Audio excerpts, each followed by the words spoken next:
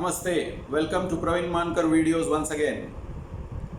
And as promised, now we are going to discuss the subject of conversion in continuation with the series on the human mind. On the board in red you will see two names. Number one is Cassius Clay, number two is A.S. Dilip Kumar. Both of them later on went on to become world famous. Cassius Clay became arguably the best boxer in world history, Muhammad Ali, and A.S. Dilip Kumar has become and still is India's arguably the best musician as of date, A.R. Rahman. Cassius Clay was born in the Christian faith. A.S. Dilip Kumar was born in the Hindu faith. Both converted to Islam and both converted for different reasons. As per written reports, Cassius Clay was impressed by a newspaper cartoon, the newspaper being sold by an Islamic preacher, in which a white man is beating up a black slave. And Cassius Clay rebelled that he didn't want to have anything to do with the life of slavery, and that prompted him to convert to Islam. A.S. Dilip Kumar had a very simple reason. He did not like his name Dilip Kumar for whatever reason, and he happened to come across a Sufi saint, and that prompted him and his family to convert to Islam.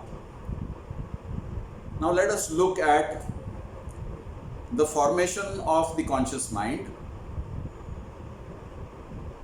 impressions created on the conscious mind which are very difficult to erase, and here is a conversion happening almost easily and seamlessly. So how does this happen?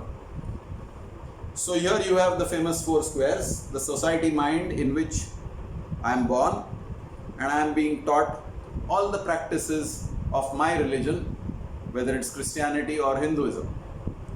So I grow up with a conscious mind with the practices of Christianity or Hinduism planted firmly in my consciousness. And then my subconscious mind executes those teachings.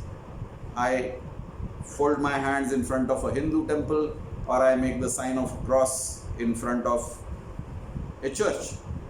And then something happens and all this changes just like that.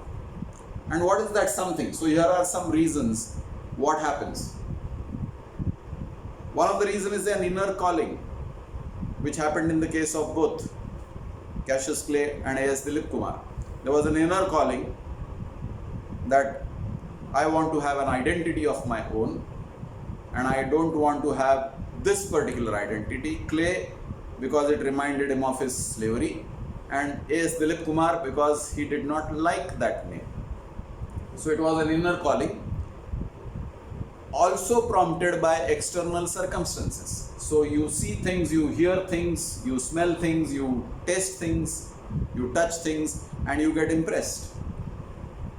Second reason is you are disgusted with your existing state of affairs.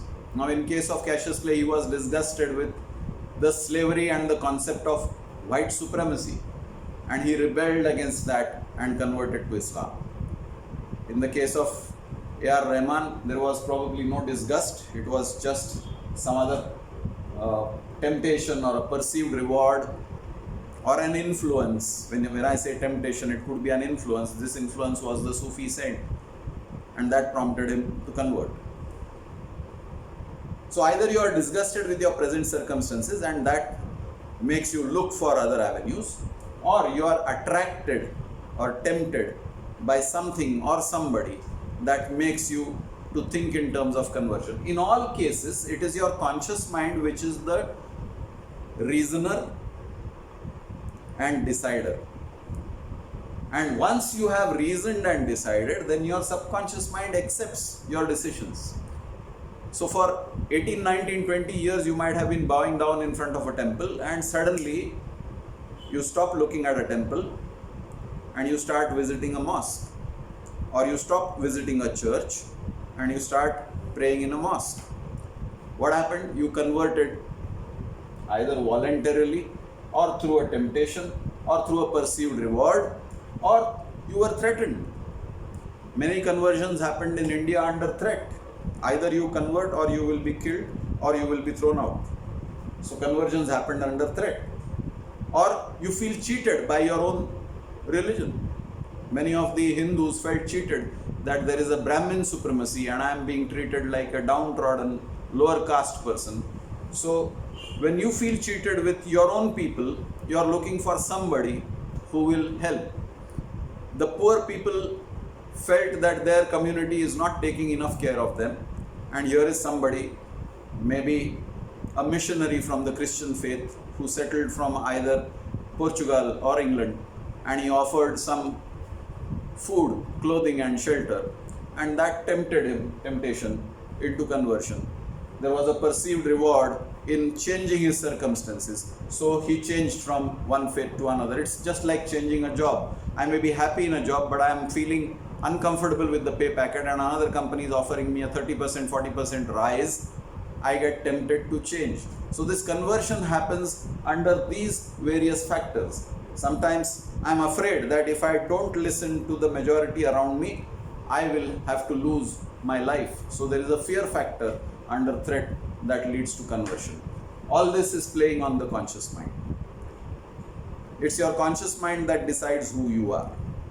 Now there are questions which are asked. Why did people not convert from Islam to Christianity or Islam to Hinduism? It depends on the circumstances. You will hardly find an active Hindu preacher going around asking people to convert to Hinduism. There is no such practice of conversion into Hinduism. So you will not find the reverse conversion happening. If at all anybody has adopted Hinduism, it is all because of his own free choice, because he probably liked what he read. There is no active preaching. Like you have active preaching for conversion into Christianity or into Islam, there is no active preaching into conversion to Hinduism. People have got converted to Buddhism. Never under threat. It's your own free will. You are seeking some spiritual knowledge, and there is a perception that I will be more spiritually evolved if I become a Buddhist. So there is a conversion to Buddhism. So any conversion that happens only through the conscious mind. If you are a bad man, you can become a good man consciously. If you are a good man, you become a bad man consciously. No excuses. Either way, it is you who consciously took a decision to become who you are. You are the master of your own life. Good, bad, ugly, wonderful. Thank you for watching. Take care.